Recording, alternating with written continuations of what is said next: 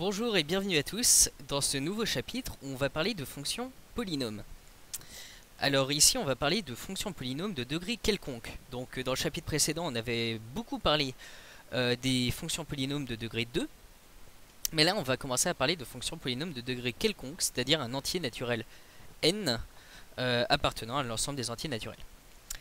Donc voilà. Alors, si vous regardez cette vidéo sur YouTube, je vous invite à vous inscrire sur learnian.net où vous pourrez voir l'ensemble du cours de première S de manière donc plus structurée que sur YouTube. Donc, d'abord, définition. On appelle fonction polynôme à coefficient réel de degré n, où n appartient à n, toute fonction grand P définie sur R dont l'écriture peut se ramener à la forme, pour tout x appartenant à R, P de x est égal à an x puissance n plus an-1 x puissance n-1 plus 3 petits points plus a1x plus a0 où les a0, a1 jusqu'à an sont tous des réels avec le premier d'entre eux, c'est-à-dire le an qui est différent de 0. Les autres ils peuvent s'annuler, mais le an lui il n'a pas le droit de s'annuler. Alors le terme a indice p x puissance p s'appelle monôme de degré p. On note petit n le degré de P, deg de P. Voilà, ça c'est le degré du polynôme P. Donc, quelques exemples et contre-exemples de polynômes. Donc, par exemple, la fonction grand P, définie par sur R toujours, par P de x est égal à 7x puissance 6 moins 5x puissance 4 plus 3x moins 11, est une fonction polynôme de degré 6.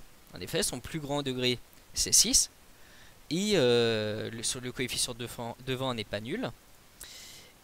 Et c'est bien de cette forme-là. Alors, toutes les fonctions puissance d'exposants entiers.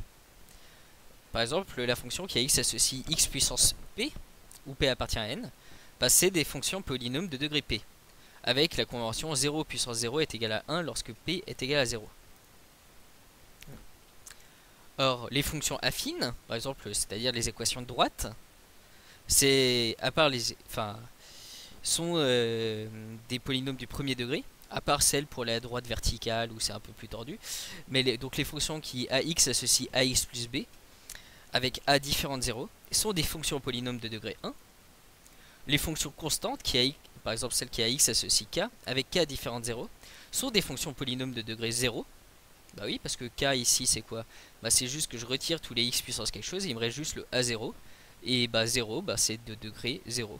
Voilà. Ici pour le ax plus b, il me restait juste le a1x plus a0 et donc j'avais du x puissance 1 comme plus grand degré. Mais attention, bien sûr toutes les fonctions ne sont pas des polynômes. Par exemple la fonction q définie par q de x est égal à x au cube plus 1 sur x, n'est pas une fonction polynomiale. En effet le 1 sur x, ça supprime toute chance d'être un polynôme. Alors même si en effet x c'est 1 sur x c'est x puissance moins 1, mais ça ne rentre pas dans la définition des polynômes. Alors je crois qu'il y a d'autres définitions qui existent pour ça, mais on n'en parle pas du tout jusqu'à des études assez poussées. Je me demande si c'est pas les fonctions holomorphes, mais peut-être je me trompe. Alors, attention, un faux ami. La fonction f définie par f de x est égal à x puissance 4 moins 1 sur x au carré plus 1, c'est une fonction polynôme de degré 2, car d'une part, pour tout x appartient à R, ceci est bien défini. En effet, x au carré plus 1, c'est strictement positif pour tout x appartenant à R. Donc on peut la définir sur R tout entier. Et de plus, après simplification, on obtient f de x est égal à x au carré moins 1. C'est-à-dire, c'est un polynôme du second degré. Par contre, la fonction g définie par g de x est égal à x au carré moins x puissance 4 moins 1 sur x au carré moins 1 n'est pas une fonction polynôme, car ce n'est pas défini pour x est égal à 1 ou x est égal à moins 1, et donc ce n'est pas défini sur R tout entier. Donc ici on parle de polynômes à coefficient réel. Hein. Voilà, et nos variables sont des réels. Voilà. Alors petite remarque, une fonction polynôme à coefficient réel est continue sur R. Alors ça on pourra voir ça sur le cours sur le calcul différentiel, mais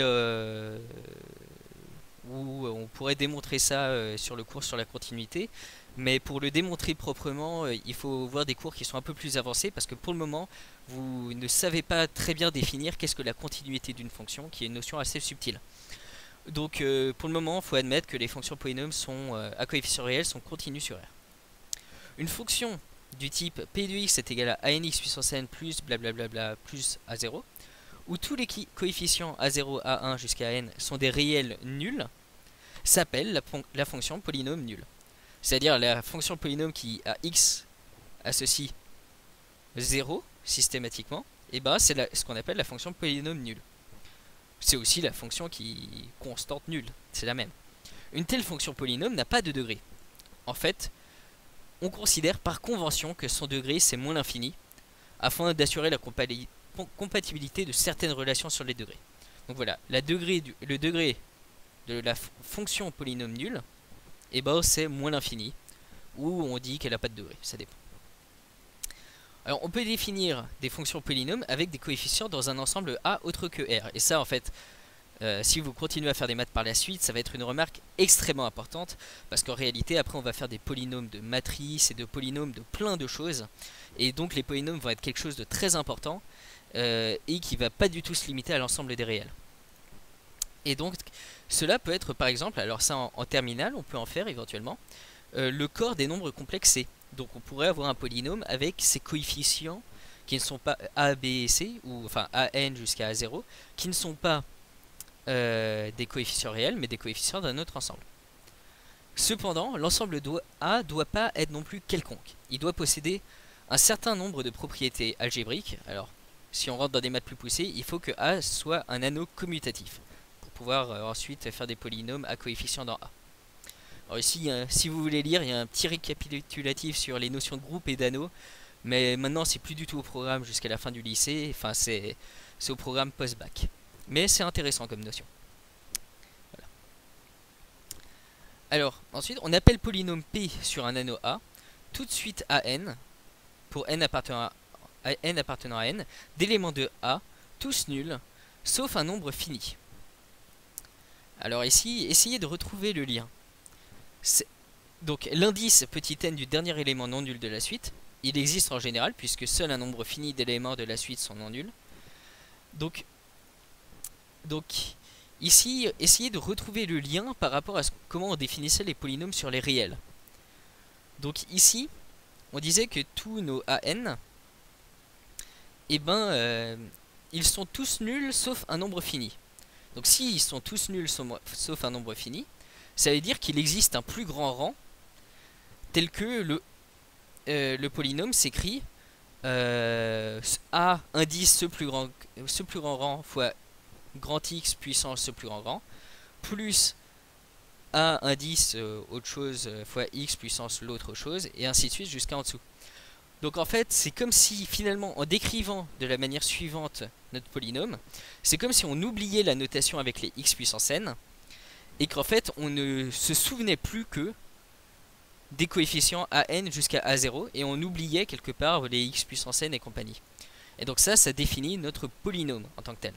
Là on définissait notre fonction polynomiale qui à x associe à nx puissance n jusqu'à plus blablabla plus jusqu'à a0.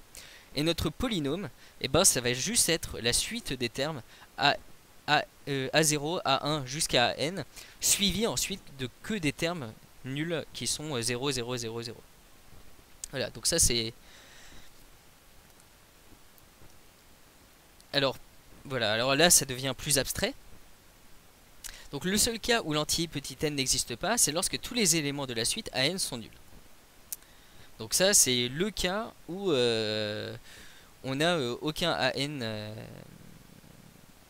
où on n'a pas de dernier élément non nul, et ben c'est le cas où tous les an sont nuls. Alors petit n c'est ce qu'on appelle le degré du polynôme, c'est-à-dire le dernier élément non nul de la suite, c'est-à-dire avant c'était notre a indice petit n. Et grand X s'appelle l'indéterminé. Donc c'est un polynôme particulier. On montre alors que tout polynôme grand P de degré n peut s'écrire sous la forme grand P est égal à n x puissance n plus blablabla plus jusqu'à 0, où grand X puissance n désigne la suite 0 blablabla 0 blablabla 1 0 avec un 1 en nème position. Donc ça, c'est vraiment une formulation très théorique de ce qu'est un polynôme sur un anneau. Enfin, précisons que si un polynôme P a tous ses coefficients nuls, on dit que grand P est un polynôme nul, et avec la même convention que pour les fonctions polynômes, on pose alors degré du polynôme est égal à moins l'infini. Donc voilà, donc bon, dans le cadre de la première, en fait on va s'intéresser que aux fonctions polynomiales, c'est-à-dire à coefficients réels, c'est-à-dire les fonctions qui à n'importe quel élément x de R associent un nombre à n x puissance n plus bla plus à 0. Mais en fait la notion de polynôme peut s'étendre à plein d'autres ensembles, et on peut prendre les coefficients dans un anneau commutatif, et dans ce cas en fait un polynôme c'est juste une suite d'éléments AI, tels que à partir d'un certain rang, tous les termes de ma suite sont nuls. Voilà. Alors juste, il est d'usage de confondre fonction polynôme et polynôme. Et donc quand les coefficients sont dans R, ben c'est très pratique à faire. Bon, un tel abus peut tomber en défaut si les coefficients sont dans un anneau non intègre. Donc, mais on va pas s'intéresser à ça ici. Donc dans ce cours-ci, on va toujours confondre fonction polynôme et polynôme, même si ce n'est pas exactement la même chose d'un point de vue rigoureux. Alors, exercice. Soit P et Q des fonctions polynômes non nulles. On va essayer on va démontrer que P plus, le degré de P plus Q, c'est inférieur ou égal au maximum des degrés de P, degré de Q, et degré de P fois Q, c'est inférieur à degré de P plus degré de Q. Voilà. Donc notons P de x est égal à n x puissance n plus a blablabla plus a0 avec an différent de 0, et pareil pour qx, on note ça avec des indices b indice m. Pour la somme P plus Q, distinguons 3 cas. Si m est strictement plus petit que n, alors P de x plus Q de x, c'est an x puissance n plus blablabla. Parce que en fait, les BM ils vont que intervenir à des puissances qui sont inférieures que la puissance x puissance n. Donc dans ce cas, on a degré de P plus Q qui est égal à n, qui est égal à degré de P en fait. Si n est strictement plus petit que m, et ben c'est exactement la même chose mais avec les rôles inversés. P de x plus Q de x, c'est Bm x puissance m plus plein d'autres choses. Et donc c'est degré de P plus Q, c'est égal à petit m, qui fait degré de Q. Alors maintenant, si n est égal à m, c'est plus compliqué. En effet, si n est égal à m, P de x plus Q de x, c'est an plus bn x puissance n plus d'autres choses. Alors si an plus bn est différent de 0, dans ce cas, degré de P plus Q, c'est égal à n, ce qui est égal au degré de P, ce qui est égal au degré de Q. Mais si an plus bn est égal à 0, et ben dans ce cas, on va supprimer, à cause du fait que n plus bn est égal à 0, on va supprimer le terme en puissance n. Et donc on aura degré de P plus Q qui sera strictement plus petit que n. C'est-à-dire degré de P plus Q strictement plus petit que degré de P, ou degré de P plus Q strictement plus petit que degré de Q. Bilan, dans tous les cas, on a degré de P plus Q qui est inférieur ou égal au maximum de degré de P, degré de Q. Et pour le produit PQ, dans ce cas, ben, on écrit ça, donc ça fait P de x fois Q de x.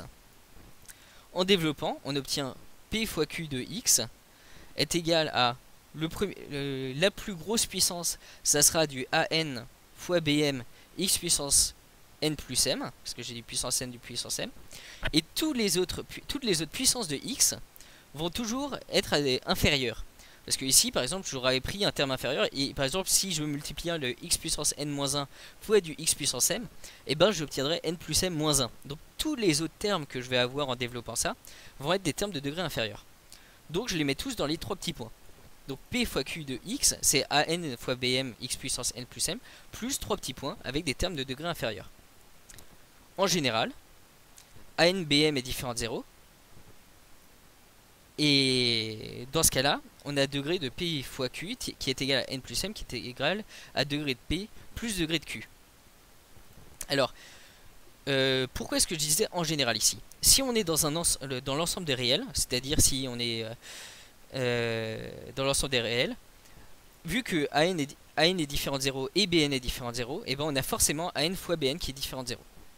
Ok. Donc dans le cas des fonctions polynômes à coefficient réel, degré de P fois Q, c'est toujours n plus m.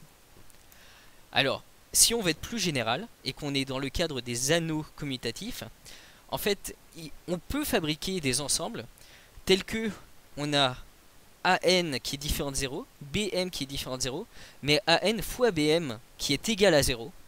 Et dans ce cas, on n'aurait juste que degré de P fois Q qui est inférieur ou égal à degré de P plus degré de Q. Voilà. Mais en première, on va pas s'intéresser à ces cadres-là un peu plus compliqués. Donc, en première, une fonction polynôme à coefficient réel, et ben on a degré de P fois Q, c'est petit n plus petit m, ce qui fait degré de P plus degré de Q. Voilà. Donc voilà, là j'ai un peu débordé sur des choses vraiment qui sont assez hors programme, où on introduisait un peu ce qu'est un polynôme en dehors du contexte des nombres réels. Mais ce qui est important de retenir, c'est qu'un polynôme, c'est une fonction polynomiale à coefficient réel, c'est une fonction qui a x associe à nx puissance n plus blablabla plus à 0, avec an différent de 0. Voilà. Donc bientôt on va parler dans une deuxième partie de quelque chose de très important, la division euclidienne d'un polynôme A par un polynôme B.